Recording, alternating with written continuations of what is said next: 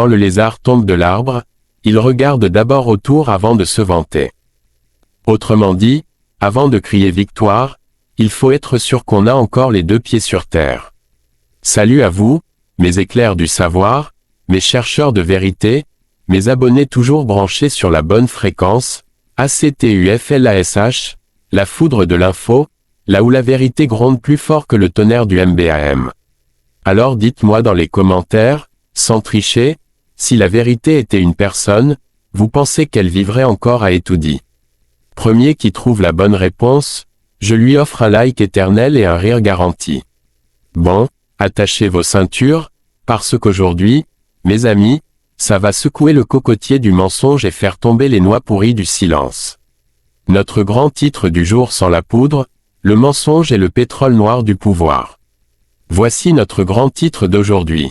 Le sale business du régime Biya avec Wagner et des terroristes dévoilés par le Sénat américain. Et oui, d'après le Comité des Relations étrangères du Sénat américain, renseigné par leurs services secrets, et eux, quand ils parlent, ce n'est pas d'une dolée, le régime Biya aurait perdu les élections du 12 octobre dernier, mais tiendrait le pouvoir comme un chat agrippé à un rideau.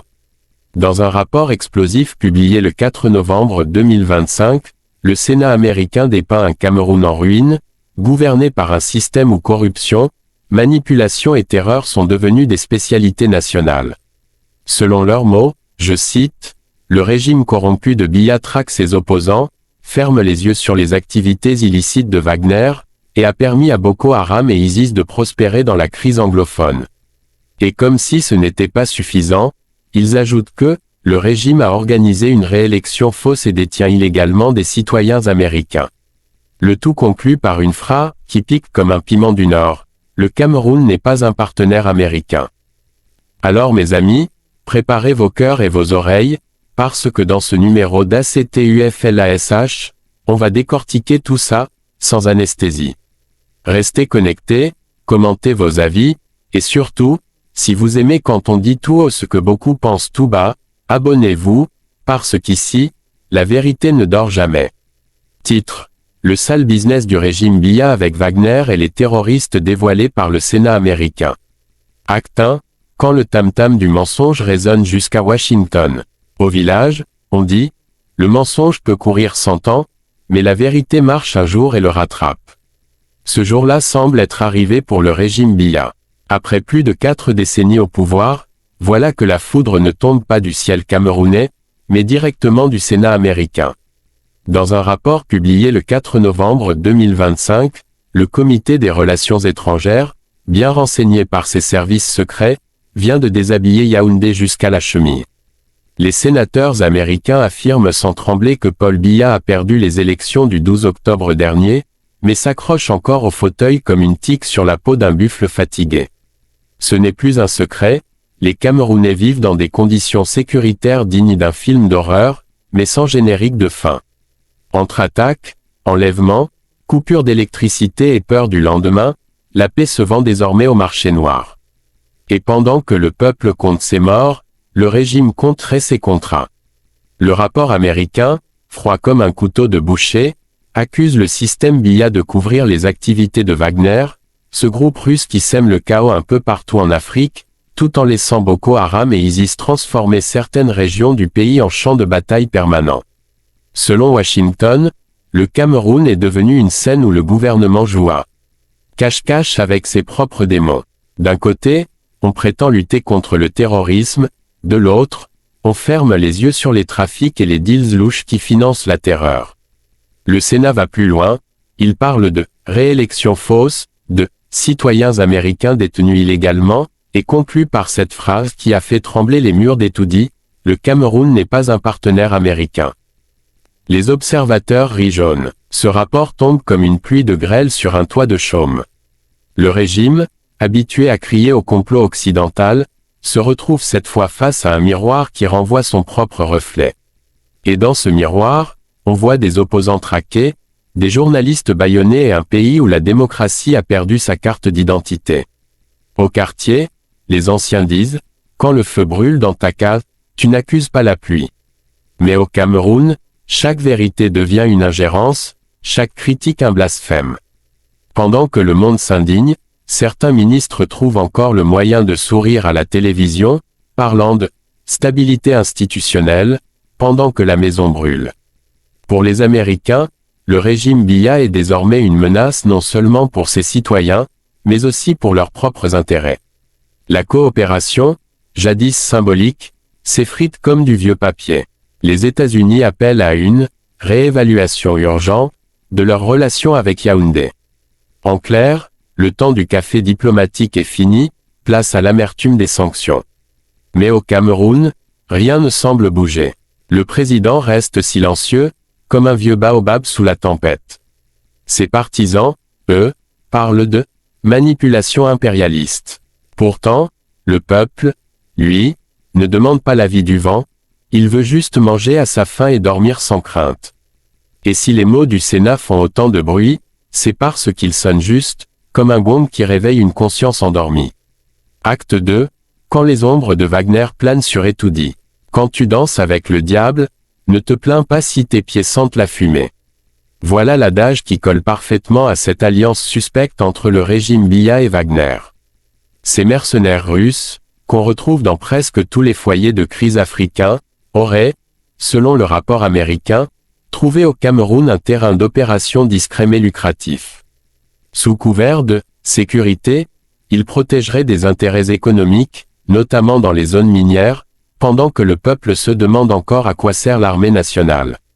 Wagner, c'est le visiteur qu'on invite pour calmer la tempête et qui finit par voler le toit.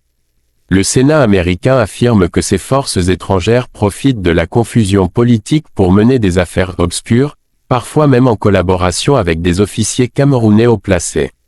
Et pendant ce temps, Boko Haram et ISIS continuent de prospérer dans le nord et l'extrême nord, alimentant la crise anglophone qui, elle aussi, n'en finit plus. Les experts en sécurité n'en reviennent pas. Comment un pays aussi stratégiquement situé que le Cameroun a-t-il pu devenir un carrefour pour les terroristes, les mercenaires et les trafiquants? La réponse, c'est le chaos organisé. Quand le pouvoir se crispe, la corruption se détend. Les rapports de renseignement américains évoquent des flux d'argent, de minerais et d'armes circulant sous le nez des autorités, souvent avec leur bénédiction tacite. Dans les couloirs du pouvoir, on nie, on dément, on s'indigne. Mais comme dit le vieux sage, quand on t'accuse d'avoir mangé le poulet, et que tu t'essuies la bouche, c'est que quelque chose a croqué.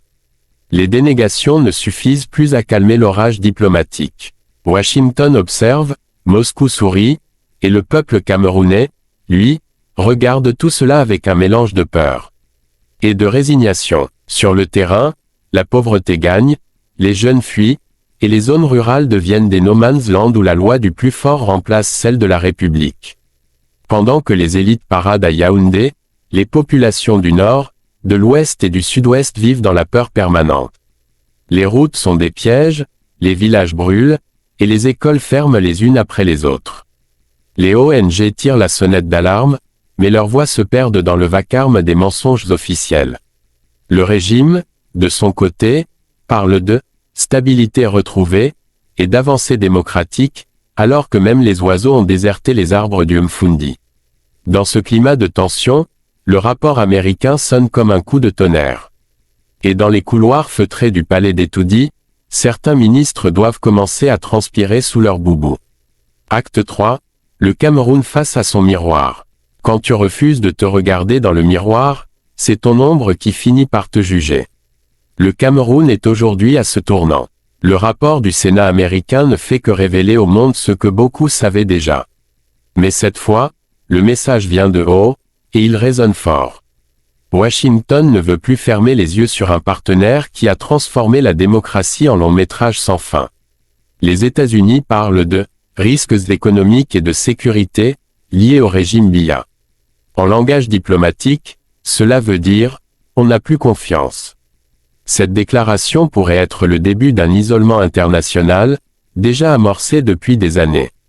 Car pendant que le monde évolue, Yaoundé semble figé dans le temps, comme une horloge arrêtée depuis 1982. Sur les réseaux sociaux, la nouvelle fait des vagues. Les Camerounais, toujours inventifs dans la satire, ont rebaptisé le régime « Wanyerland ». Les caricaturistes s'en donnent à cœur joie, Un président dormant sur un trône gardé par des Russes, pendant que le peuple rame dans une pirogue percée. L'humour, ultime arme du désespoir. Mais derrière les rires, la colère gronde. Les jeunes, étouffés par le chômage et le désespoir, voient dans ce rapport une confirmation de leur mal vécu. Ce n'est pas un complot, c'est un diagnostic. Le Cameroun souffre, non pas de la malchance, mais du mal-gouvernement. Et quand les puissants se cachent derrière des discours creux, les faibles paient la facture. Les diplomates africains observent la scène avec prudence. Certains redoutent que le Cameroun devienne le prochain exemple de rupture entre l'Afrique et l'Occident. D'autres espèrent que cette pression internationale forcera une réforme politique tant attendue. Mais dans les faits, rien ne bouge encore.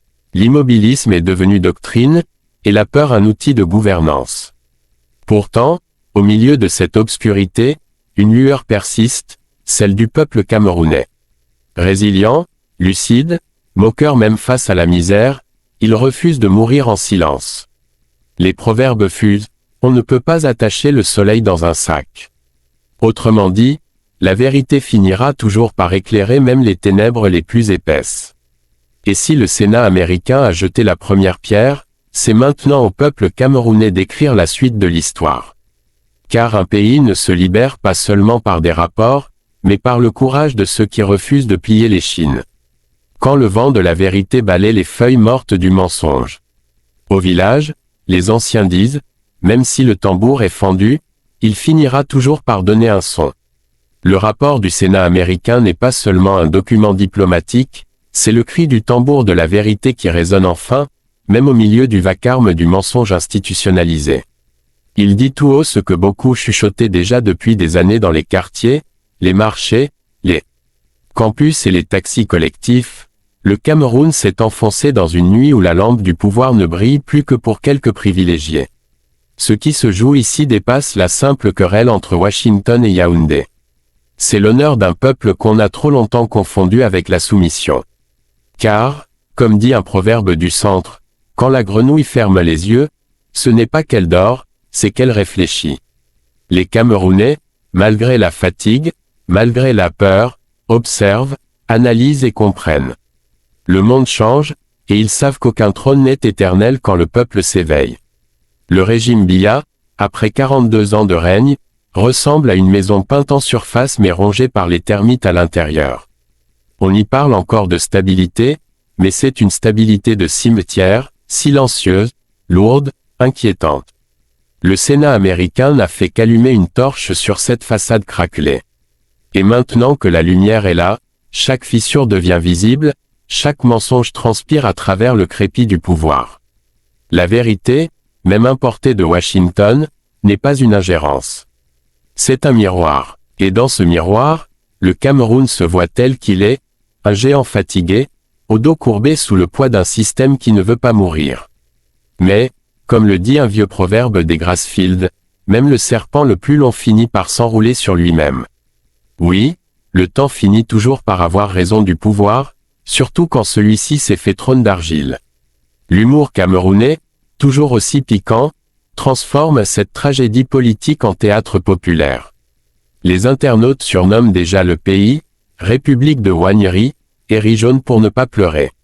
Le rire, ici, est une arme, celle de ce qu'on n'a pas réussi à faire taire. Car on peut bâillonner un journaliste, mais jamais le vent qui porte sa parole. Dans les rues de Douala, Yaoundé ou Garoua, le peuple ne demande pas la lune.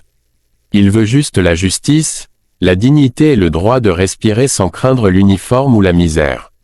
Mais quand les dirigeants s'accrochent au pouvoir comme une sangsue à la peau, ils oublient qu'un jour, la peau finit toujours par se débarrasser du parasite. L'histoire retiendra peut-être que c'est depuis les couloirs du Sénat américain qu'a commencé la dernière danse du vieux système. Mais l'histoire, la vraie, s'écrira dans les cœurs et les rues du Cameroun. Elle naîtra du courage des jeunes, de la voix des femmes, du cri des oubliés. Car un pays, ce n'est pas son palais présidentiel, c'est son peuple. Alors oui, le Cameroun est à un carrefour. À gauche, le déni, à droite, la renaissance. Et comme dit un proverbe du Nord, celui qui veut traverser la rivière ne regarde pas l'eau, il regarde l'autre rive.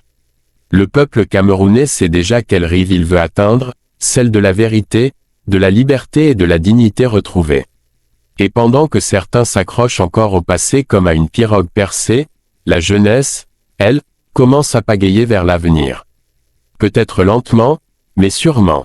Car, au fond, il n'y a pas de nuit si longue que le soleil ne finisse par se lever.